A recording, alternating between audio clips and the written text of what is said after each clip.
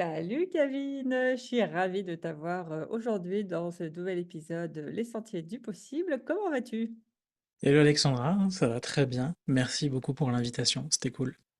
Avec grand plaisir, surtout qu'aujourd'hui on va parler de résilience, un sujet de développement personnel qu'on adore. Mais avant de commencer, dans ce podcast, on parle beaucoup de quête de sens, de est-ce que j'ai une vie qui fait du sens, comment avoir une vie qui fait plus de sens. Et j'aimerais commencer du coup par cette question. Pour toi, c'est quoi une vie qui fait sens, justement? Pour moi, une vie qui fait sens, c'est une vie qui me permet d'atteindre mes objectifs, que ce soit au niveau pro ou au niveau perso. Et après, j'aime bien dire que le pro est au service du perso, parce que je vis pas pour le pro. Donc, grosso modo, je dirais ça. Après, je sais pas s'il faut détailler un peu plus. Non, non, c'est déjà top et aujourd'hui, tu dirais que tu as justement une vie où ton pro est justement au service de ton perso? Ouais, je dirais que je suis sur le chemin, on va dire. Par exemple, l'année dernière, j'ai pu voyager 6 mois en Asie, c'est grâce au pro, parce que j'ai un travail que je peux faire n'importe où, presque n'importe quand. Je dis presque parce que je travaille avec la France, il y a quand même les décalages horaires qui peuvent influencer. Et là, par exemple, je vis à l'île Maurice depuis quelques mois. Encore une fois, c'est grâce au travail, quoi. Mmh. Donc oui. Ah, trop bien. Ce serait quoi tes conseils pour ceux qui aujourd'hui ont une vie perso au service de leur vie pro, qui voudraient basculer de l'autre côté, donc avoir une vie pro au service de leur vie perso? Tu leur donnerais quoi comme conseil là? Faudrait me donner un exemple spécifique. C'est quoi quelqu'un qui a sa vie perso au service de sa vie pro? C'est quelqu'un qui se plie en quatre, c'est ça, pour la vie Ouais, quelqu'un pro? qui est métro, boulot, dodo à fond, j'ai pas de temps pour moi, j'arrive pas à trouver un bon équilibre de vie, etc. Tu dirais quoi comme conseil? Moi, je me rappelle d'une phrase. Il y a un mec qui arrive et qui demande à Gary Vaynerchuk une phrase de motivation. Je sais pas si ça vous parle, Gary Vaynerchuk. Et il réfléchit 2 secondes et il dit 3 mots. You will die. Tu vois, tu vas mourir. Donc j'aime bien me rappeler qu'on n'a pas beaucoup de temps, on n'a pas tout le temps qu'il nous faut. Donc la vie classique, métro boulot dodo pour mettre de côté, acheter sa résidence principale et potentiellement vivre, commencer à vivre à 65 ans, ou je sais plus c'est quoi l'âge de la retraite. Enfin c'est pas possible quoi. Donc vaut mieux commencer à vivre dès maintenant et avoir sa vie pro du coup au service de sa vie perso et kiffer sa vie quoi. J'adore. Tu vas mourir. Un excellent rappel. Aujourd'hui, j'aimerais bien parler de résilience avec toi. Tu as eu pas mal d'histoires dans ta vie, tu as fait preuve de résilience. Déjà, est-ce que tu peux nous partager un peu à quoi ressemblait ton enfance? Moi, j'ai une enfance un peu compliquée. Moi, je suis né en France. À l'âge de 2 ans, ma mère et moi, on est partis à l'île Maurice. Il faut savoir que je suis né en mariage. Donc, mon père, il avait déjà des enfants avant, mon père biologique. Donc, déjà, relation compliquée avec ma mère et mon père. Et ma mère, du coup, plus tard, a trouvé son mari actuel, donc mon beau-père, avec qui j'ai vécu quasiment toute ma vie. Il faut savoir qu'à l'île Maurice, avoir un enfant en mariage, je pense que c'est très tabou. Parce que du coup, là, on parle d'une culture qui est pas du tout occidentale, donc compliquée, quoi, dans les années 90, dans une culture un peu plus orientale, plus traditionnelle. Donc, et ce qui se passe, c'est que dans notre village, toute la rue où on habite, qui mène à l'extérieur du village, on va dire, parce qu'on habite au bout d'une rue où il y a une rivière, c'est que des maisons de la famille de mon beau-père. À l'île Maurice, en fait, tu te partages des terrains entre la famille, tu vois. Et en fait, c'est simple. Tous les matins, quand j'allais à l'école, je me faisais insulter de tous les noms. Ma mère, elle a même eu des violences physiques, etc. Donc tout ça, ça nous a poussé à revenir en France à l'âge de 10 ans. Quand on est revenu, bah, ma mère et mon père, ils avaient zéro qualification, je viens d'une famille modeste. Donc ils ont commencé par faire le ménage. Tu vois, encore aujourd'hui, ils font des petits boulots, genre le ménage. Mon père, aujourd'hui, il travaille dans un magasin pour faire, tu vois, vendeur polyvalent, manutention, tu vois, des choses comme ça. Et ma mère, toujours femme de ménage. Aujourd'hui, elle travaille pas parce qu'elle a plein de problèmes de santé, mais grosso modo, c'était ça. Et c'était à l'âge de 10 ans. Et je m'occupais déjà de mes petites sœurs à cet âge-là. Donc, parcours déjà semé d'embûches dès le début. Donc, mon enfance, c'était à peu près ça. Et comment t'en es ressorti de tout ça? Je pense que justement, ça doit pas être facile de un, se faire insulter quand on est enfant et qu'on comprend pas trop pourquoi. De deux, je pense que ça t'a forcément responsabilisé plus de devoir t'occuper de tes sœurs. À quel moment tu as réussi à voir ça comme une force? À quel moment tu as réussi à dépasser ça? Si tu as réussi à dépasser ça d'ailleurs, comment ton cheminement il s'est fait? Pour répondre à ta dernière question, est-ce que j'ai réussi à dépasser ça? Je ne sais pas, mais c'est un travail en cours parce que du coup, je me fais aider d'une coach sur le sujet. On est en train de faire un travail sur le cycle de vie. On reprend tout le cycle de vie, on voit grandes choses qui se sont passées et on passe à travers. Donc ça, je sais pas encore, mais on va dire que c'est en progression, plutôt positive. Au moment où ça arrive, je le vis comme une injustice, Mais en même temps, je sais pas, en fait, quand t'as moins de 10 ans, même moins de 18 ans, tout ce qui t'arrive, tu te dis qu'il y a forcément une raison et je pense dans un cas sur deux, tu te dis que c'est toi la raison, tu vois. Ouais. Et je pense que c'était un peu mon cas. Donc, ce qui s'est passé, c'est que moi, je me suis tu. J'ai rien dit. Parce que j'en ai rarement parlé à mes parents, par exemple. Faut rajouter, on peut saupoudrer de tout ça un peu de harcèlement aussi, scolaire, parce que du coup, faut pas que ça soit plus simple que ça, tu vois. Donc, Mhm. j'ai aussi vécu du harcèlement à l'école, du genre des violences physiques, verbales, etc. Que ce soit à l'île Maurice ou même en revenant en France. Et du coup, je me suis tu, en fait, tout le long, je me suis tu, j'ai rien dit. Qui fait qu'aujourd'hui, je suis grandement introverti. Donc là, par exemple, avec la coach, j'ai réussi à faire un travail pour commencer à oser dire les choses, tu vois, à m'affirmer.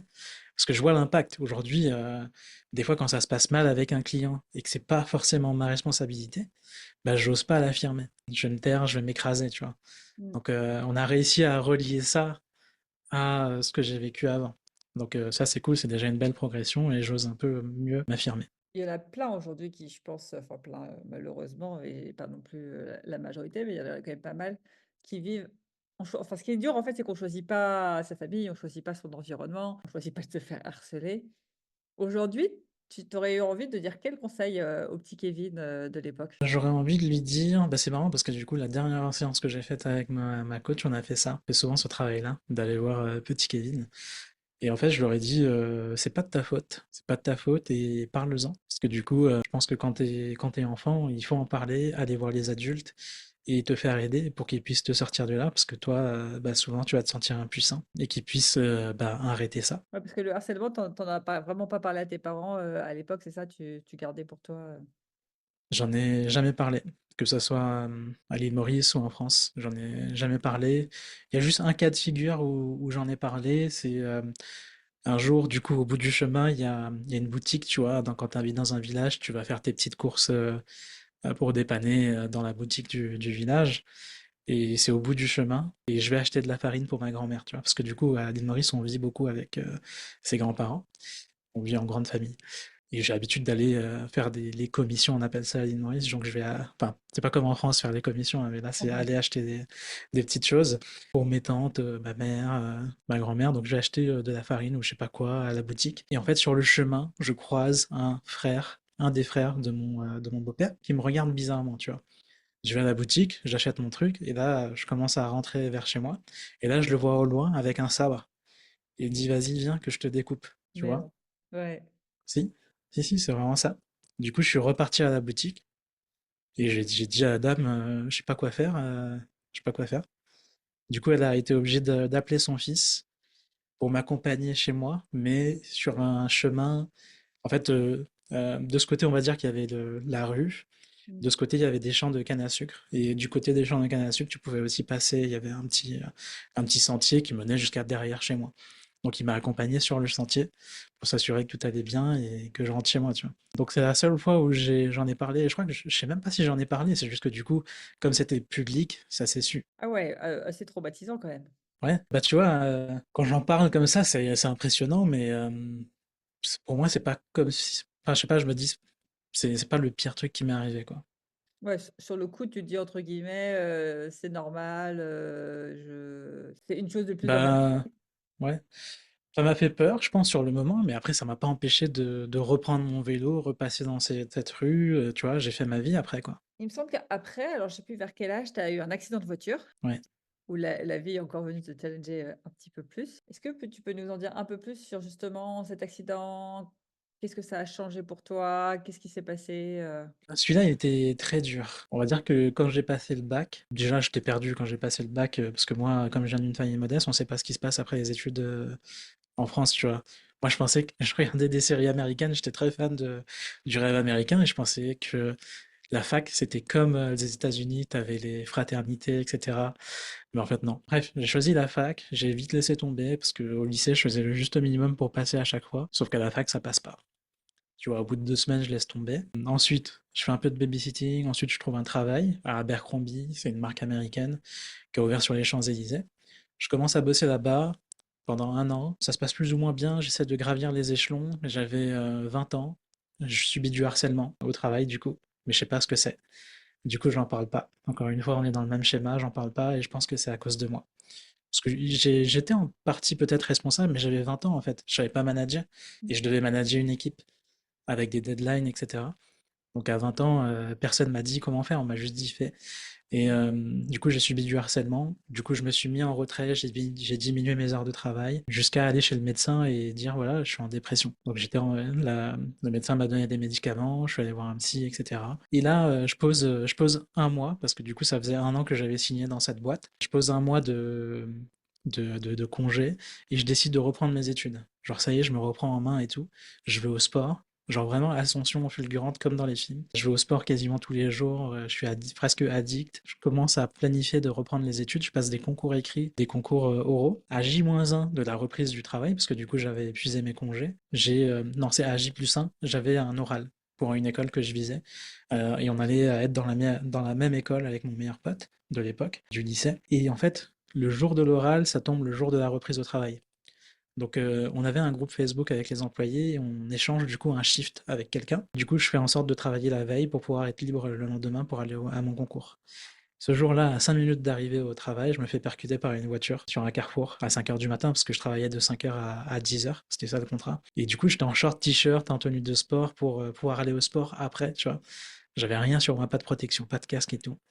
Et voilà, je me retrouve à l'hôpital, une fracture ouverte du tibia, une complication. Et du coup, pendant 2 ans, enfin, je me suis remis en question et j'ai rien fait. Donc je sais plus Ah, c'était quoi la question initiale, mais non, mais enfin, c'est dingue ce que tu dis, c'est le destin finalement. Je sais pas comment tu l'as vécu après coup. Tu t'es dit quoi? Justement, tu t'es dit c'est le destin. Fallait pas que j'aie cet oral et il y avait un truc ou... ce qui m'a mis, je pense, en dépression, c'est de me dire, putain, j'étais à ça, tu vois, de passer l'oral, potentiellement réussir à reprendre les études enfin, 2 ans après le bac où j'ai rien fait et où j'avais l'impression d'avoir raté ma vie, tu vois, et où, je sais pas moi, les trois quarts de mes camarades de lycée, ils faisaient leurs études, ils avaient déjà fait 2 ans d'études, tu vois. J'avais l'impression de prendre du retard. Et c'est bon, j'allais pouvoir rattraper potentiellement ce retard et enfin faire quelque chose de ma vie. Et là, t'as cet accident qui surgit à un jour où je devais pas travailler, à 5 minutes d'arriver au travail. Tu vois, il y a trop de trucs de et si, etc., qui m'ont perturbé, je pense. Et comment tu te relèves de tout ça? Bah, c'est marrant parce que du coup, je me relève pas de tout ça. Pendant 2 ans, je reste chez moi, je joue aux jeux vidéo, je deviens agoraphobe, je sortais vraiment pas de chez moi. Tout engagement ou quoi que ce soit me faisait peur, me stressait. Et ce qui m'a sorti de chez moi, c'est une amie de ma mère, du travail, qui m'aidait déjà un peu, qui aidait un peu ma mère comme ça, à donner des conseils pour réussir nos études, des trucs comme ça.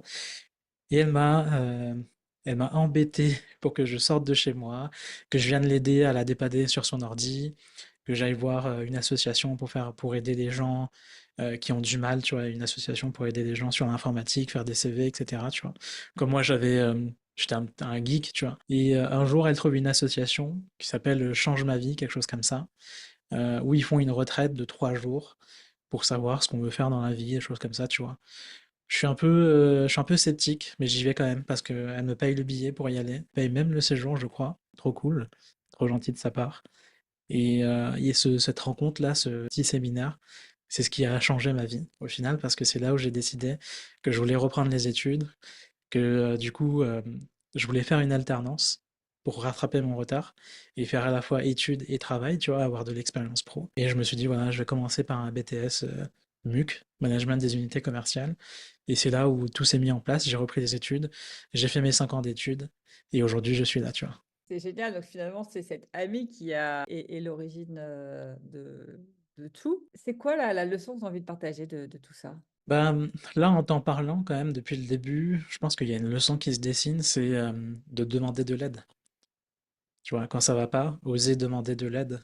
Tu vois, quand j'étais petit, bah, j'aurais dû oser demander de l'aide. Là, après l'accident, j'ai pas osé demander de l'aide parce que, encore une fois, je pense que j'ai grandi dans un milieu où il faut s'aider soi-même, je pense, s'en sortir, être résilient, etc. Enfin, sans que je connaissais pas ce mot avant, à cet âge-là en tout cas.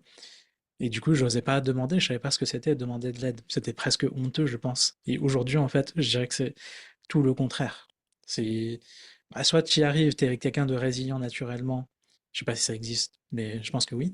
Et tu y arrives. Soit ça ne l'est pas, mais dans ce cas, faut pas avoir honte. Ça doit pas être une honte de demander de l'aide. Et que ce soit au niveau perso ou au niveau pro, il faut accepter l'aide. C'est une superbe leçon. Personnellement, je suis persuadée que, d'ailleurs, Julien Musique, il dit ça, tu attires tout ce que tu juges jusqu'à apprendre à l'aimer. Et il justifie en général souvent les personnes qui se font harceler, qui rentrent dans des schémas et qui rentrent encore et encore, ils ont beau en sortir, ils re-rentrent dedans, tant qu'ils n'ont pas compris le cadeau ou le cadeau ou le message en tout cas de l'événement. Et j'ai l'impression que chez toi, c'est un peu ça finalement. Tu t'es fait harceler, tu as énormément subi jusqu'à ce que finalement il y ait ce message de bah, il faut demander de l'aide. Et tant que tu n'oses pas demander de l'aide, bah, la vie va te mettre dans des conditions où, pour te challenger, pour te dire: «Hé, là, tu as pas compris le message, je t'en remets une petite couche pour que tu comprennes que le message caché, c'est, d'oser demander de l'aide». Et aujourd'hui, du coup, c'est quelque chose que tu arrives à faire facilement, de demander de l'aide? J'étais en train d'y penser justement. Je voyais cette question arriver.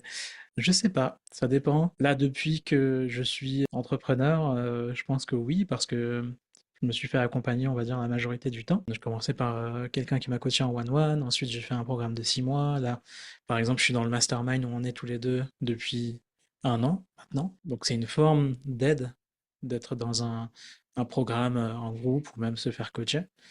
J'ai une coach au niveau perso aussi. Donc je pense que j'appelle pas ça demander de l'aide, mais en tout cas, je me fais aider.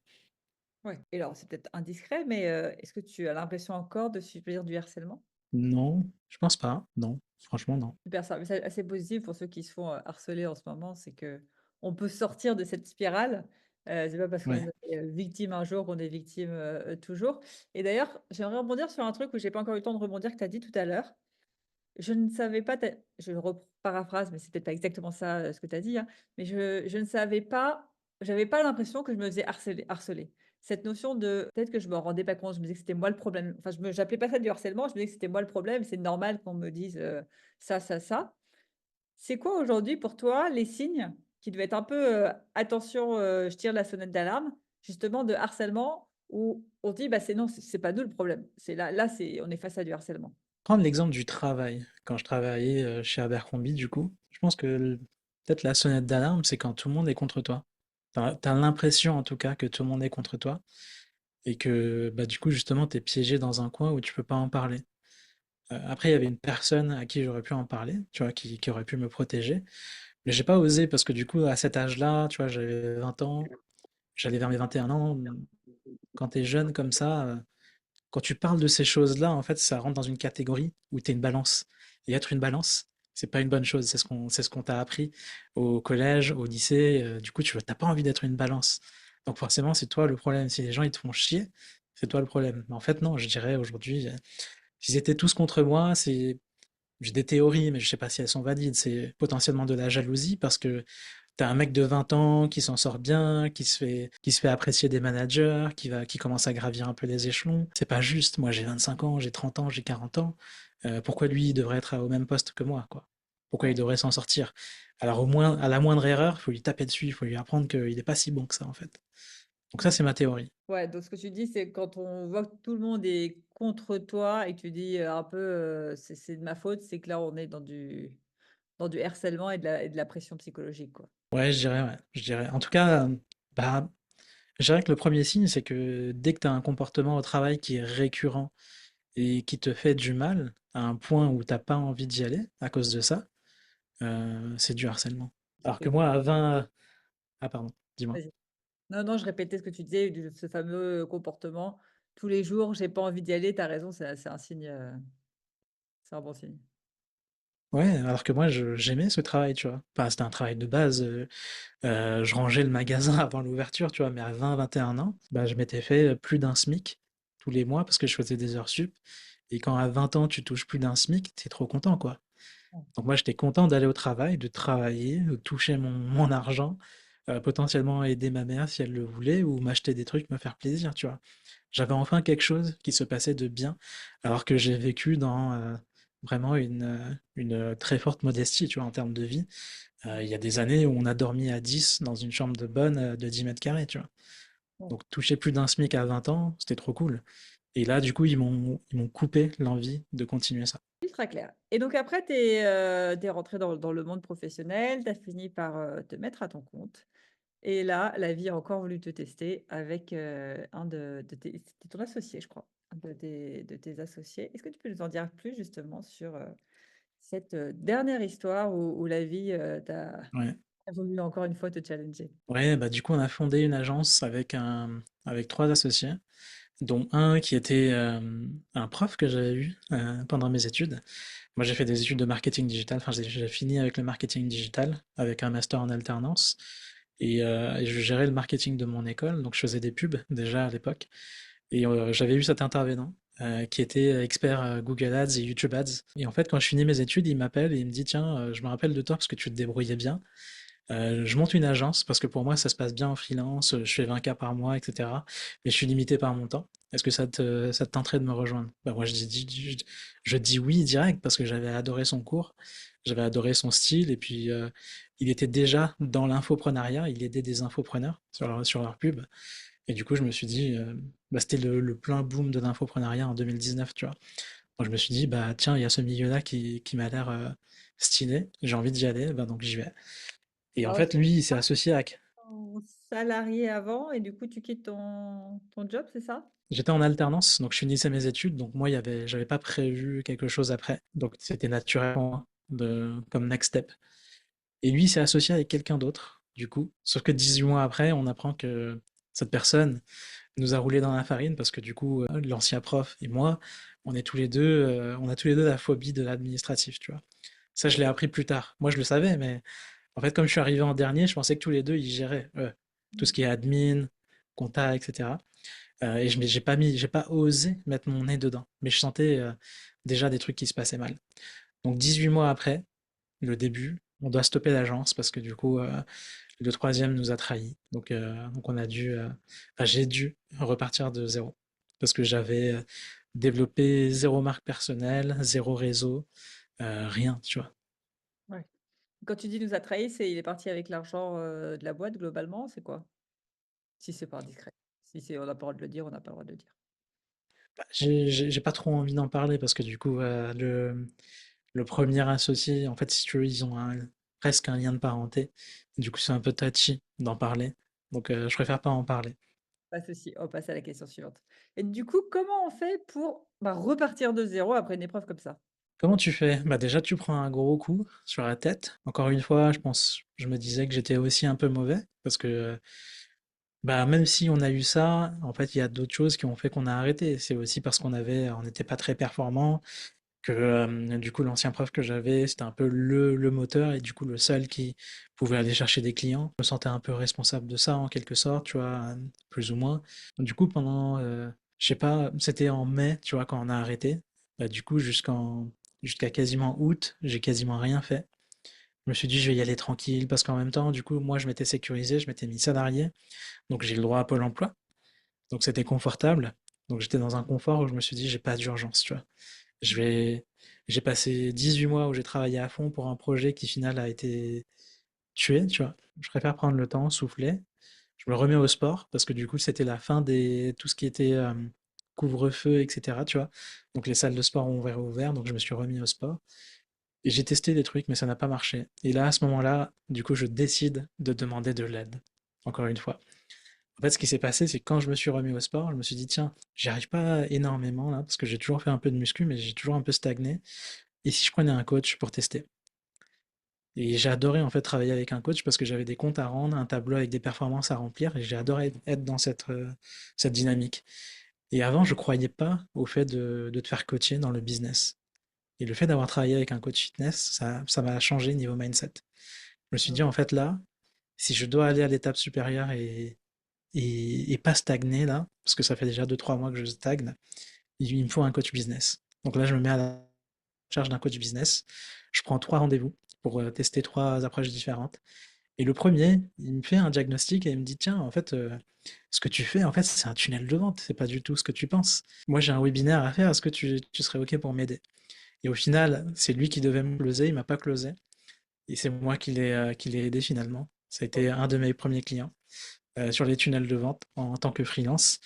Et aujourd'hui, c'est encore un de mes meilleurs clients à ce jour, alors qu'on travaille plus depuis longtemps ensemble, tu vois. Ouais. Alors, pour ceux qui connaissent pas, tunnel de vente, c'est comment on fait passer quelqu'un qui nous connaît tout juste à un potentiel client. C'est génial. Et du coup, j'ai réfléchi, bon, on n'a même pas commencé par ça l'épisode, désolé. Aujourd'hui, du coup, ce que tu fais, c'est ça, c'est proposer des stratégies digitales pour trouver plus de clients. C'est ça exactement, j'aide les coachs et les formateurs à attirer leurs clients toute l'année avec un système de vente automatisé. Donc ça va être un tunnel de vente, c'est en gros tout le parcours d'achat, comme tu dis, d'inconnu à client. On l'a vu, tu as traversé du coup de nombreuses épreuves dans la vie pour toi.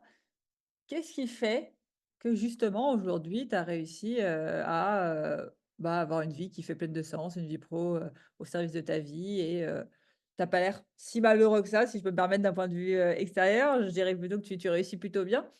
C'est quoi les clés pour toi, les secrets pour ces personnes qui sont pas encore à ce niveau-là, qui sont peut-être au fond du trou, soit ils sont en train de se faire harceler, soit il leur est arrivé, une merde de la vie, type un accident de voiture, ou autre? Qu'est-ce qui, selon toi, a fait que tu as réussi à remonter cette pente à chaque fois? Bah justement, moi j'ai pas l'impression. Je pense que c'est l'image que je renvoie et vous êtes plusieurs à me faire ce retour-là, que on a l'impression que je réussis pas mal et que j'ai pas l'air de galérer, etc. Pourtant, je pense que je galère.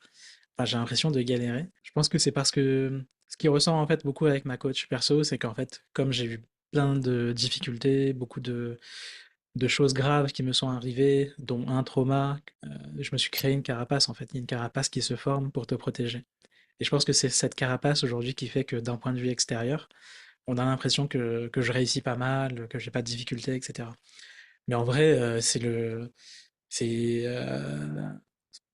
dirais pas tout le contraire, mais c'est 50-50, tu vois.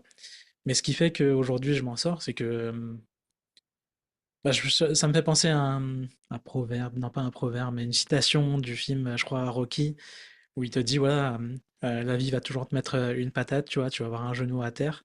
Maintenant, tu décides de garder le genou à terre ou tu te relèves, tu vois. Et moi, je me suis toujours relevé, j'ai toujours cette mentalité-là.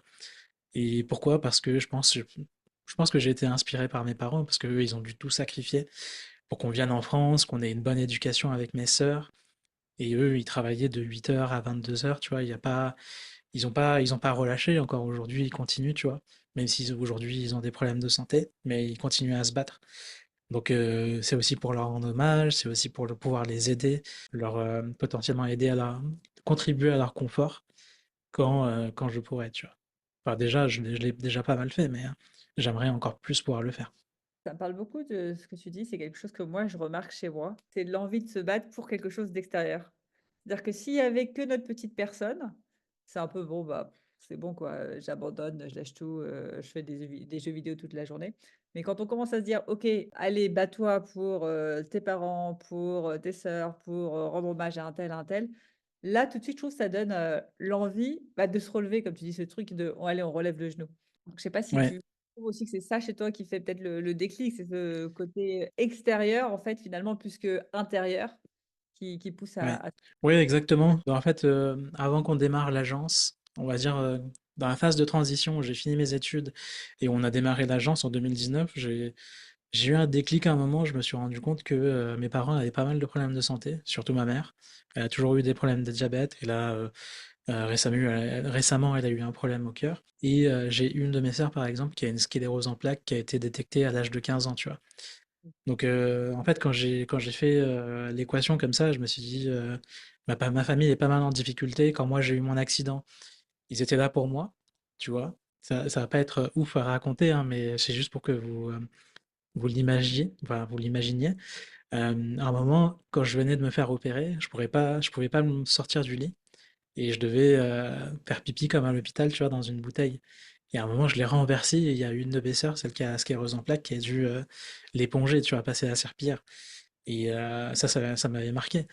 Donc à un moment, je me suis dit, je vais être là quand ils en auront besoin. Aujourd'hui encore, ça va, ils s'en sortent. Ma sœur peut travailler, ma mère peut encore un peu travailler, elle touche des aides, etc. Mais si jamais un jour c'est critique, je veux pouvoir avoir, un, le temps d'être présent, et deux, l'argent, s'il y a une situation qui impose d'avoir une somme considérable à débourser, tu vois.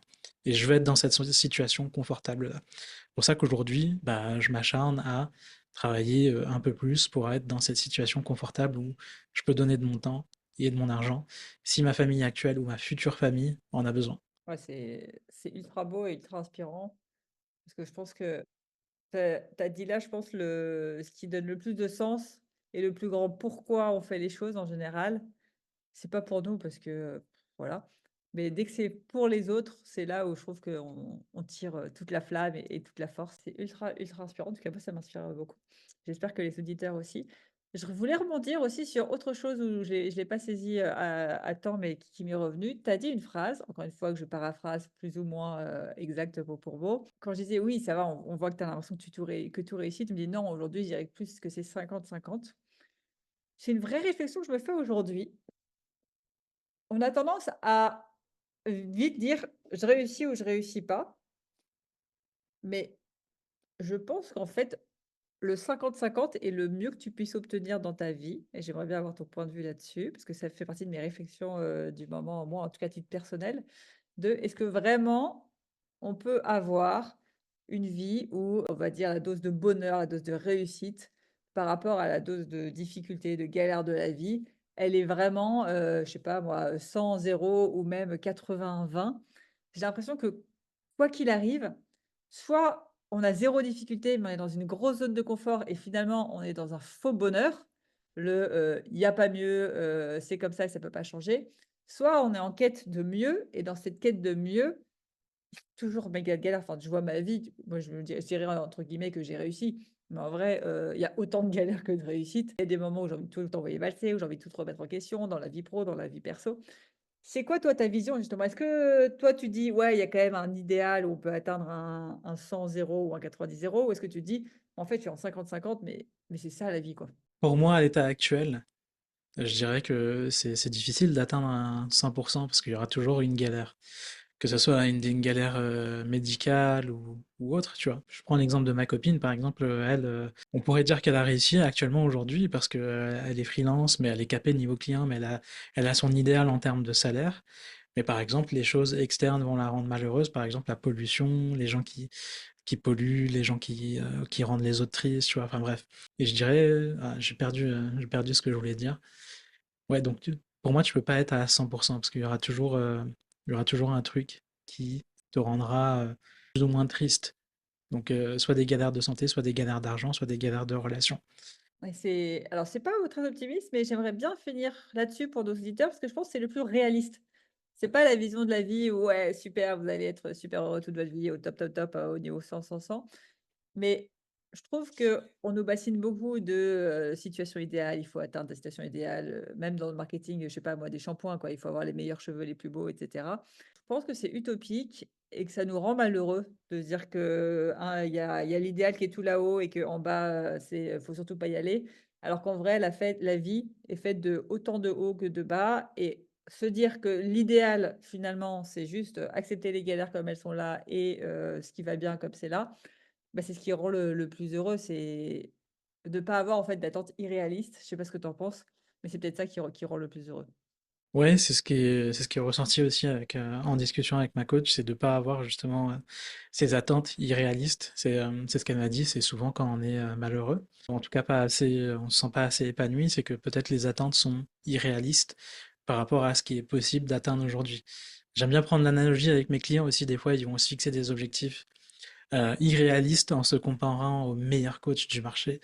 Genre moi aussi je veux faire 100 ventes sur ma prochaine campagne marketing, mais est-ce que tu as aujourd'hui ce qu'il faut pour faire 100 ventes? Non, dans ce cas, vise quelque chose que tu peux vraiment atteindre. Donc aujourd'hui, pareil, est-ce que je peux avoir une maison à 1 million d'euros? Non, parce que j'ai pas le compte en banque pour ça.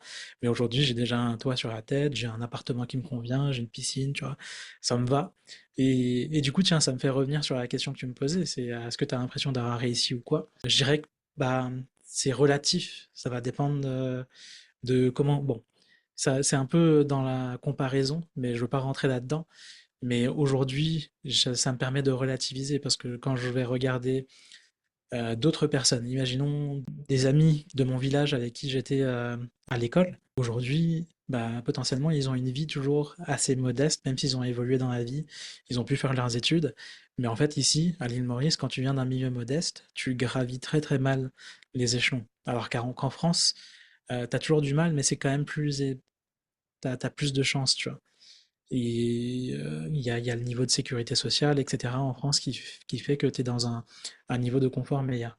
Et quand je suis revenu ici, je me suis rendu compte de ce décalage. Je me suis rendu compte de la chance que j'ai d'avoir pu faire la majorité de mes études en France et de pouvoir bénéficier d'un d'un niveau de vie français. Aujourd'hui, mes clients sont en France, je facture en euros, je vis en euros. Et quand tu es dans un pays comme l'île Maurice en euros, bah du coup ça te donne un niveau de confort quand même très très bien. Et si je regarde par exemple les gens qui me suivent, j'ai potentiellement 50% de prestataires, soit des assistants, des OBM, des copywriters. Et je sais que des fois, potentiellement, ils vont me suivre parce qu'ils ont l'impression que je réussis, parce que par exemple, je travaille avec des leaders de mon marché. Et en fait, bah, c'est le cas. J'ai réussi à travailler avec des leaders de mon marché, donc c'est un succès que je devrais prendre le temps d'apprécier plus souvent. J'ai du mal avec ça, mais je dirais pas que tu vois, je suis pas à 20K, 30K par mois. Tu vois, tout ce qu'on nous promet à chaque fois. Tu vois, je galère toujours autant, mais peut-être que je galère un peu moins que certains. Et en fait, il faut juste dire que c'est un chemin et que faut pas se comparer à l'étape 5, alors que toi, tu es encore à l'étape 2, quoi. L'étape Ouais. 5 de quelqu'un, alors que toi, tu es à ton étape 2. Mmh. Non, carrément, c'est un excellent rappel. Et surtout, est-ce que vraiment le CA fait le bonheur? Est-ce que vraiment c'est le fait d'avoir gravi les échelons qui fait qu'on est heureux? Je suis pas forcément non plus sûre. Et comme tu dis, déjà, prendre conscience de ce qu'on a, c'est déjà super. Tu as un toit, tu as un salaire, tu t'éclates, tu as une vie pro au service de ta vie, tu peux voyager, tu peux bouger. Rien que ça, c'est déjà top. Après, forcément, on est tous humains, on a envie de se développer encore plus, aller encore plus loin, mais ne pas oublier de profiter du chemin. Là, cette phrase Mm. qui, pour moi, est ultra importante. On l'oublie, on dit: «Oh, c'est bon, profite du chemin, profite du chemin». C'est vrai que la source de nos malheurs, en général, c'est qu'on vise un sommet et qu'on ait la tête dans le sommet et on oublie tout simplement de juste profiter de là où on en est. Je sais Ouais. pas ceux qui nous écoutent, où est-ce que vous êtes en ce moment dans votre vie, mais à partir du moment où quand même vous avez de quoi manger, où vous avez un toit, où, vous êtes un petit peu bien entouré, et encore même pas besoin, il y en a qui aiment bien être seuls et nickel. Mais à partir du moment où vous êtes en bonne santé et que tout va bien, vous avez du coup le strict minimum pour vivre, c'est déjà super. Je me rappelle souvent ici, en fait, justement, quand je parle des gens de mon village, etc., c'est qu'ils ont une vie, parfois ils ont une vie simple, mais cette vie simple, c'est tout ce qu'il faut. Tu vois, ils ont construit leur maison près de leur famille, ils vivent en famille, le week-end ils vont à la plage, ils ont leur petit travail, etc. Tout va bien, ils n'ont pas de grosses galères, tu vois. Ils ont de quoi manger, comme tu dis, un toit sur la tête, une voiture pour se déplacer. Tant qu'il n'y a pas de grosses galères et que tu as une vie simple et que tu arrives à en tirer ce que tu veux, c'est OK. Et ça, comme tu dis, c'est les voyages qui font, je trouve, cette plus grosse prise de conscience. Je parlais hier avec des amis, on racontait nos voyages. Je sais qu'on a beaucoup voyagé avec mon mari, on a fait les Philippines, enfin surtout dans des pays pauvres. Il nous disait, vous adorez les pays pauvres. Alors, c'est pas qu'on adore les pays pauvres, mais c'est qu'on aime bien là où il n'y a pas beaucoup de touristes. Donc, ça revient un peu aux pays pauvres. Et on a fait Madagascar aussi. Les gens, ils ont rien, mais ils ont l'air beaucoup plus heureux que nous dans le métro, quoi. Ils s'amusent de tout et rien dehors, ils ont le strict minimum, de l'eau, de quoi manger. Et ils ont l'air plus heureux parce que je pense que le bonheur n'est pas dans le matériel. Le bonheur, c'est un état d'esprit et c'est quelque chose qui se cultive justement par apprécier ce qu'on a à cet instant T et ne pas Ouais. fantasmer sur ce qu'ont les autres. Ça me fait penser à une vidéo qui était virale l'année dernière. C'est le pêcheur versus l'homme d'affaires. Je sais Ah pas si ça oui. te parle. Ouais, donc il y a un pêcheur et l'homme d'affaires il vient et lui dit tiens, tu devrais vendre ton bateau, en acheter un autre, etc., construire ton entreprise et t'auras tel truc. Enfin bref, en gros, tu vas scaler ton entreprise, quoi. Et derrière, tu pourras te reposer un jour. Parce que l'homme aujourd'hui, le pêcheur, il va pêcher, il mange, il fait sa sieste, etc., il est content. Et bon, je résume très très mal la vidéo, mais en gros, la morale, c'est que il est déjà en train de se reposer et ça le fait déjà kiffer ce qu'il fait, c'est-à-dire pêcher un peu, avoir de quoi manger, nourrir sa famille et pouvoir se reposer le reste de la journée. Mmh. Et c'est ça en fait. Et cette vidéo-là, je m'en rappelle tout le temps, à chaque fois, quand je perds un peu de sens dans ce que je fais, que je travaille beaucoup. Et je me dis: «Putain, pourquoi en fait?» Alors qu'en fait, j'ai envie d'être comme le pêcheur. Donc là, aujourd'hui, au moins une fois dans le week-end, je m'oblige un temps de repos où je vais, à la plage, lire un livre et cetera, tu vois? C'est dingue que tu remettes, cette histoire de pêcheur, en avant parce que moi, la première là, il y a quelques semaines, je me suis fait la réflexion: «Mais au fait, pourquoi tu veux plus de chiffre d'affaires?» Et en creusant la réponse c'était: «Ah bah, pour moins me prendre la tête». Et être plus sereine et je me suis dit: «Mais en fait, si tu arrêtais de vouloir plus de chiffre d'affaires, tu serais beaucoup plus sereine parce que tu te prendrais beaucoup moins la tête» et en fait, tu peux atteindre cet objectif directement sans rien changer et rien que ce truc-là, ça m'a fait: «Ah ouais, bon, bah, OK, on va arrêter de courir à forcément beaucoup plus de chiffre d'affaires et on va juste être sereine, comme ça puisque j'ai de quoi être sereine» et c'est vrai que souvent on Ouais, court après des trucs et si on cherche le pourquoi du pourquoi, c'est comme ceux qui veulent se lancer, je sais pas, qui veulent, justement développer leur activité ou autre pour avoir plus de temps libre. OK, mais est-ce que tu as vraiment besoin d'avoir plus de chiffre d'affaires pour plus de temps libre? Est-ce que tu peux pas déjà, dès maintenant, atteindre cet objectif de plus de temps libre? Et très souvent, en fait, on n'a pas besoin de changer grand-chose pour atteindre l'objectif, final, qu'on poursuit, quoi. ouais, c'est ça et c'est ce qui m'a permis de réaliser que j'ai pas besoin, d'1 million d'euros de chiffre d'affaires annuel, j'ai un minimum, cet objectif de minimum pour avoir un business, essentialiste où, j'aurai assez de repos, assez de temps pour faire autre chose et ça suffira. Je vois le temps, qui défile, Kevin. On a beaucoup parlé. En tout cas, merci à toi pour, nous partager, ton histoire, ton expérience, comment faire preuve de résilience. Je pense que c'est très inspirant, pour beaucoup, donc un grand merci et chaque épisode finit par une question de coaching, qu'on pose, à nos auditeurs. Est-ce que tu aurais une question comme ça, par rapport à ce qu'on s'est dit ou une question que toi, tu te poses régulièrement pour nos auditeurs, pour qu'ils puissent, justement, bah, avancer dans leur vie, dans leur réflexion? Mais j'ai pas l'habitude de poser une question de coaching. Ça serait, c'est quoi ton objectif ultime et c'est quoi la première petite étape que tu dois réaliser pour, atteindre cet objectif? Super. C'est quoi ton objectif ultime? Je note du coup en parallèle et la première étape pour l'atteindre. Top. Et ben ceux qui nous écoutent, restez bien jusqu'au bout pour avoir cette question avec la petite musique à méditer en marchant. Et Kevin, pour ceux qui voudraient te retrouver, où est-ce qu'ils peuvent te retrouver? Vous pouvez me retrouver, sur YouTube. C'est là où je vais, publier pas mal de vidéos. Super. Hâte de retrouver tes vidéos sur YouTube. Je mettrai le lien en descriptif de l'épisode. Et encore un grand merci à toi, Kevin, et à très vite. Merci à toi Alexandra pour l'invitation. Salut. Ciao.